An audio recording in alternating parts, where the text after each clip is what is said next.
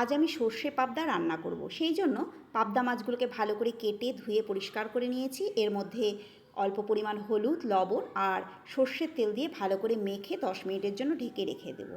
এবার 2 চামচ সর্ষে, 2 চামচ পোস্ত, কয়েকটা রসুনের কোয়া, 4টে কাঁচা লঙ্কা ভালো করে ধুয়ে পরিষ্কার করে নিয়ে অল্প লবণ দিয়ে একটি পেস্ট তৈরি করে নেব। এবার কড়াইতে তেল গরম করে তাতে সামান্য লবণ দিয়ে দেব, যাতে মাছগুলো নিচে লেগে না যায়। এবার তেল গরম হলে ধীরে ধীরে মাছগুলোকে ছেড়ে দেব। মাছগুলো আমি আগেই সর্ষের তেল মাখিয়ে রেখেছি, যে কারণে কম ফুটছে। এবার মাছগুলোকে আমি ধীরে ধীরে উল্টে হালকা লাল করে ভেজে তুলে নেব। মাছ ভাজা হয়ে গেলে টমেটো আদার একটি পেস্ট তৈরি করে নেব।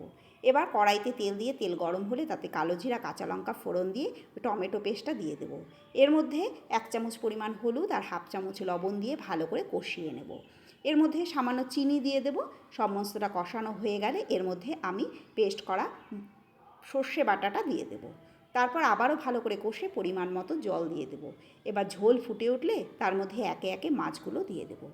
এই মাছ খুবই নরম, তাই বেশি নড়াচড়া করা যাবে না। যখন ঝোল ভালোভাবে ফুটে যাবে এর মধ্যে কয়েকটা চেরা কাঁচা লঙ্কা আর ধনেপাতা কুচি আর ওপর থেকে অল্প কাঁচা সর্ষের তেল দিয়ে 2 মিনিটের জন্য ঢেকে দেব। ঢাকা তুললেই ব্যাস, আমাদের সর্ষে পাবদা একেবারেই তৈরি।